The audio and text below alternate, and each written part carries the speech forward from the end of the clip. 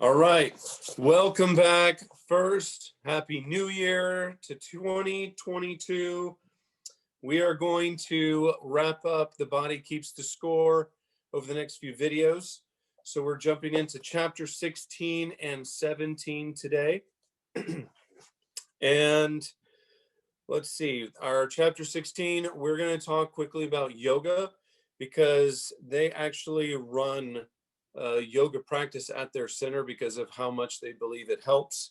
And I did like this chapter because one, he uses again the same language that Dr. Kurt Thompson uses, which is about disintegration or integration of the body, the mind, the emotions, that kind of thing, because science has found, and this is why The Body Keeps the Score is called this, that we store a lot of the memories inside of our bodies. And I'm going to read this part just as an example. So one of the ways the memory of helplessness is stored is as muscle tension or feelings of, disintegration in the affected body areas, head, back, limbs in accident victims, and then, of course, those places where you might have had other kinds of physical or sexual abuse.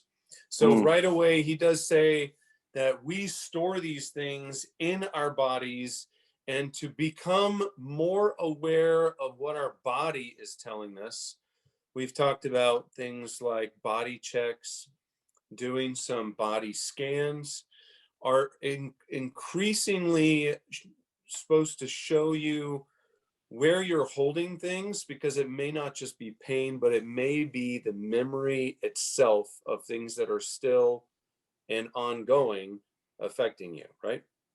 Yeah, and if you've ever had a massage or you've just been aware that maybe you've even said, I carry my tension here. I'm so tight, and you might grab your trap or your shoulder, or I think I have my muscles right. And you might say, well, I get so, when I get tense, I get so tight here. And we tend to carry our tension in particular places in our body. Nathan, I wanted to ask you, I think you're more familiar with yoga in general than I am. Some people in Christian conversations, in my experience over the years, when they hear yoga, get a little concerned. What would you say to that person? Okay, well, first, yoga is, they're just not words from the English language.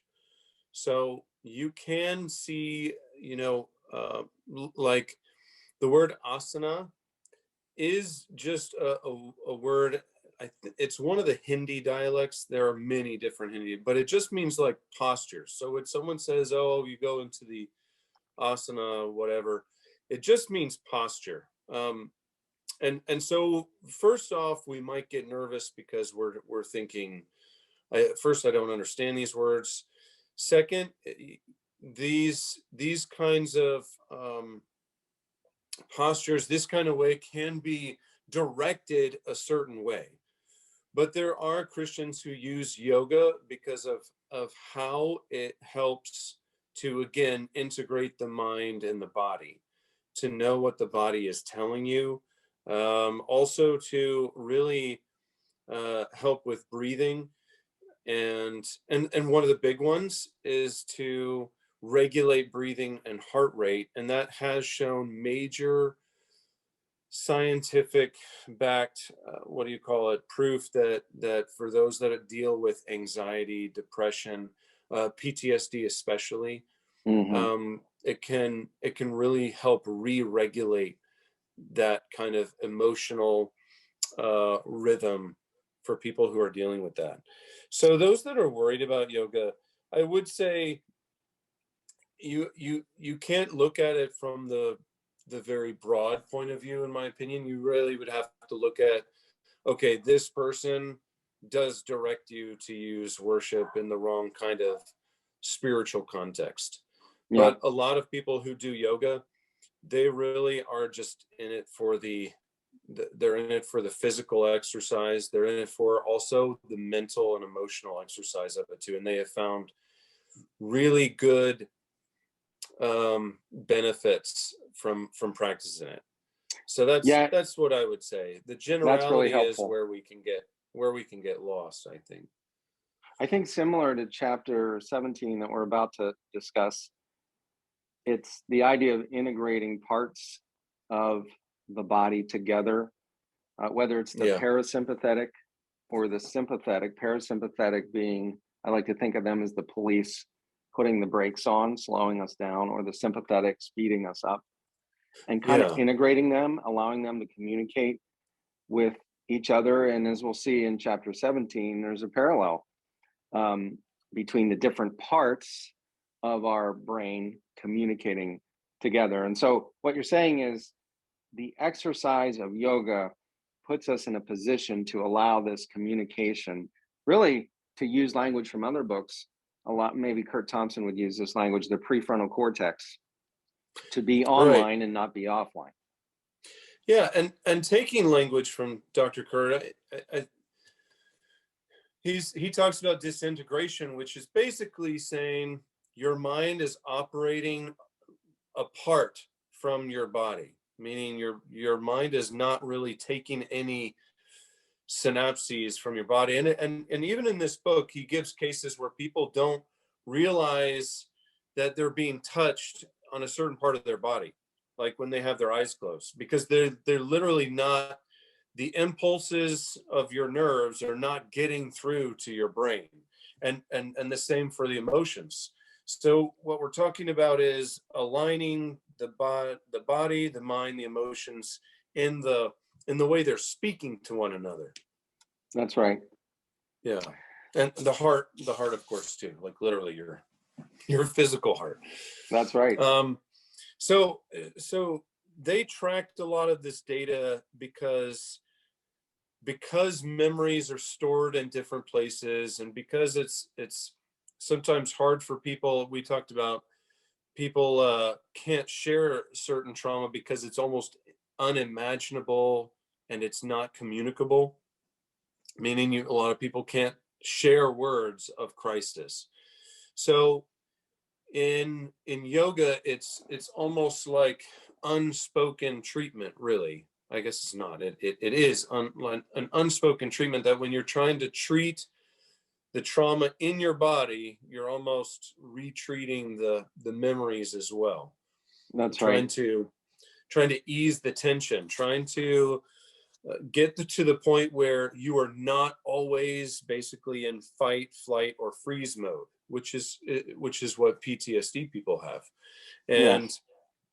and so that way, when you're walking down the road, and maybe one of those cars with the loud exhaust systems, the specialized modes, are driving down the road, and the person that has PTSD isn't going to feel like, maybe there's a helicopter that's going to gun him down, or something that Yep. is felt in his body.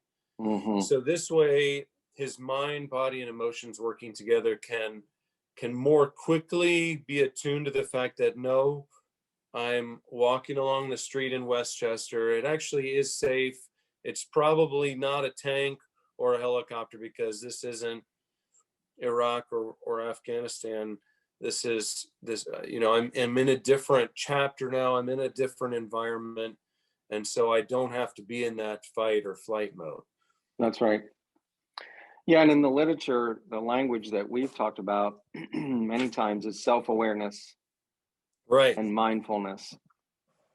From a biblical point of view, I think of King David, who wrote in Psalm 139, 23 and 24. I'm paraphrasing, but he says to God, "Search me and know my heart. See if there's any anxious way within me." And so when we Yeah. pray that way, we are inviting God to reveal a part of us that might be anxious, or that might be believing wrongly, or even believing lies, or even a part we're not aware of. Yeah. And it's, a lot of people, I don't want to say it badly, but they might over spiritualize something like that. But you have to remember that there was a lot of people that wanted to kill David. I mean, he Mm, literally was in war zone after war zone. He himself might have had PTSD. We don't obviously know that, mm. but when he's saying that, he's asking for God to help him with that anxiety that he's clearly talking about. And that's what I mean by spiritualized. We feel it in our bodies too. Yeah. And it's important to realize that our bodies are good, and they're made to communicate things to us in a healthy way.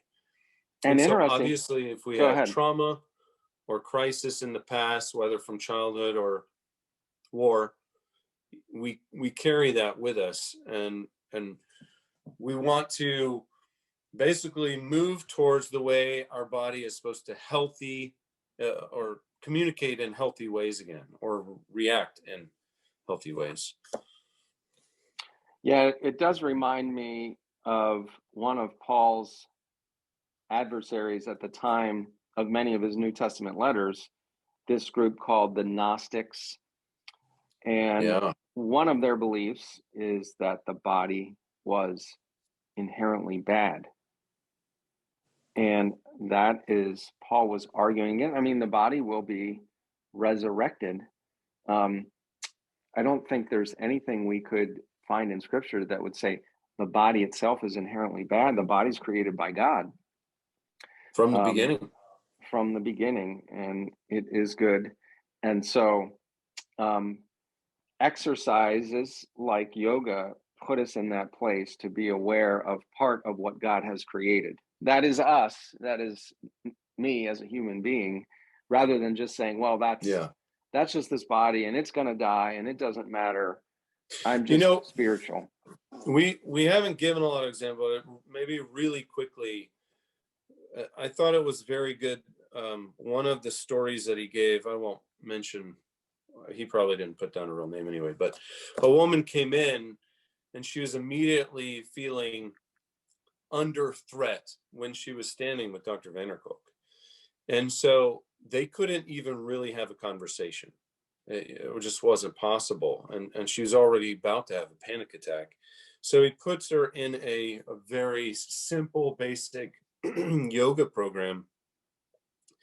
And it was over time that, well, first, she couldn't do certain poses because a lot of different things are being activated. But the more she submitted herself to it, the more she would kind of notice what her body was telling her. So when Dr. Vanderkolk would say something and her body's reacting, she's thinking, okay, it's not that Dr. Vanderkolk is saying something evil. It's just that my body is hearing something, and it has kind of this warning sheet. And if he says certain words, because we've talked about triggers a lot in Celebrate Recovery, it doesn't mean that Dr. Vanderkolk is a threat. It just means that my body has listed these words, listed these scenarios, and anything that touches on those, my body's going to react to. But I can let my body know during yoga through the breathing, parasympathetic and sympathetic, literally in and then out, regulating my heart rate. I can redefine how my body is the receptors in my body. That's And right. by the end, she was super grateful because she felt very grounded in her body once again. She kind of, she wasn't an enemy of her body anymore. She wasn't disconnected in a Yeah, she sense wasn't from it, disintegrated. disintegrated. That's right. And it really helped her live a happy and much closer relationally wise with her husband, with her family, because she didn't have her body telling her that it's time to fight or freeze. Or so it made a huge difference in her life. And Yep. that's what they've seen. And of course they have a menu, but I think this leads into, well, chapter 17 that I know you're going to talk about, because that's really looking at our body as something that's not shame-based.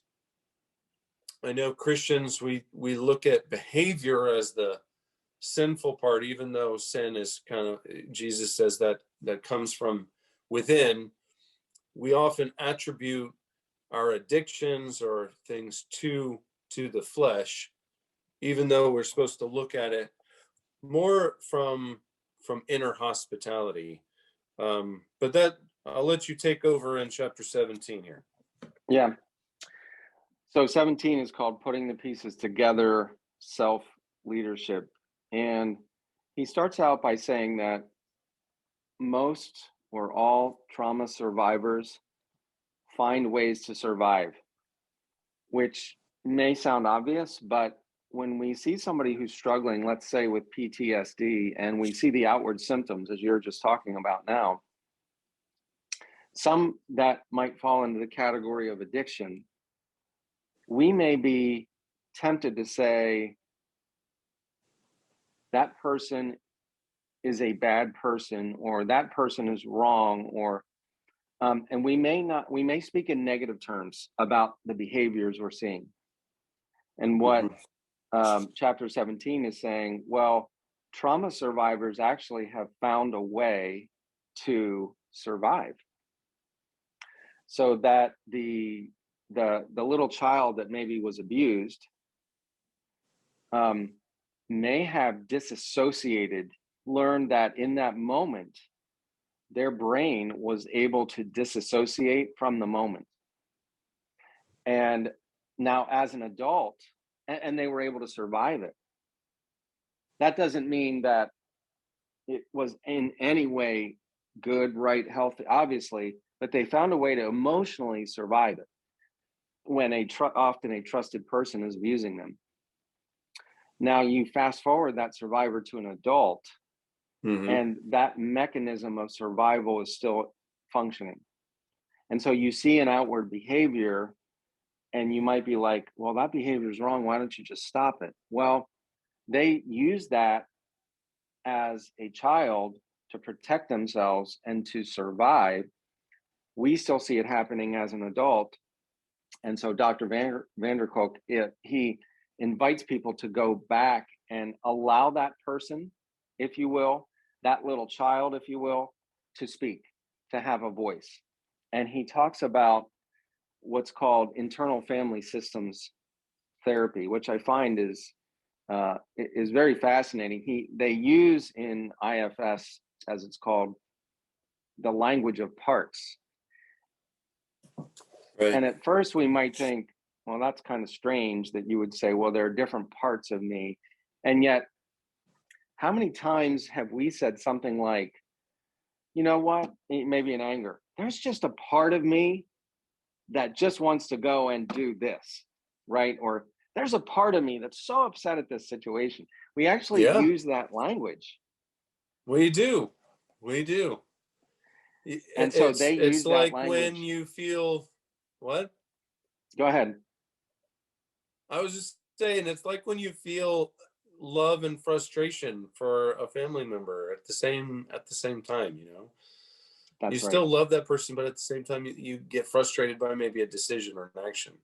So that's right. So I thought I thought it was a great difference that they made when the person was saying, you know, I hate you, versus a part of me gets triggered when you do that and makes me want to hate you. So there's a much different language to it, saying, oh, there's all of me that just hates you, but actually no, that's not fully true. That's right. There's a part of me, exactly how you said it, and inviting people to use that kind of language. There's a part of me that when you do this feels this way. I was quoting the book, so yeah, well done. So he did a good job.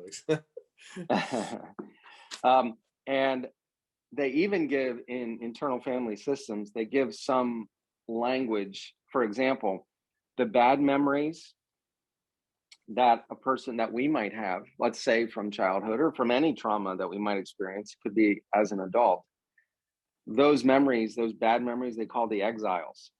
And then there's Yeah. also the managers. The managers will come along and basically try and manage the whole system and maybe keep the exiles at bay so they don't cause more Yeah. damage. And the reason it's called internal family systems therapy, at first, it sounds like you're inviting one's family into the office, right? In the counseling office, but it's more the idea that our being or brain is in parts. And so you're inviting that family of parts to Mm-hmm. communicate together. And that's the thing. He says, while the exile is part of the family, and then you have a Yeah. manager, as they call it, or even a firefighter. The firefighter could come along. And again, these are analogies that they use to give language to Yeah. the parts. The firefighter Yeah. could come along and say, anytime this pain happens, the firefighter comes along and sprays his hose. Well, for one person, spraying your hose all over the fire could be going to the bar. For another person, it could be pornography. For another Exactly. person, it could be marijuana. It could be anything. The firefighter Yeah. comes along and says, "We're putting this fire out." And usually at the expense of the exile as well, meaning sometimes you just want to get rid of the exile. I thought firefighter was actually a very nice, I don't think of firefighters as quite that um maniacal. I almost thought it should be like pyro or something. I don't Yes, know. I agree. I agree with that. Because It you does. didn't, because at first I thought firefighter was like the safe version that you put out the emotional fire, but no, then it goes on to say no, like no, at any cost you try and put out the fire, even putting the exile back in the exiled region. That's right.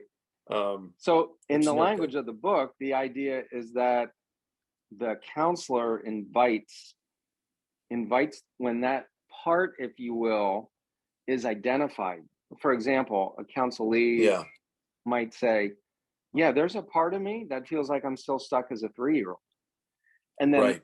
the counselor is inviting, well, if you could settle down the firefighter in you or the pyro in you, if, if you could settle down the manager in you and just have him step back and invite the 3-year-old to speak. Now, I know this is unusual language, but if you could invite that part of you to speak now as an adult, what might that 3-year-old say?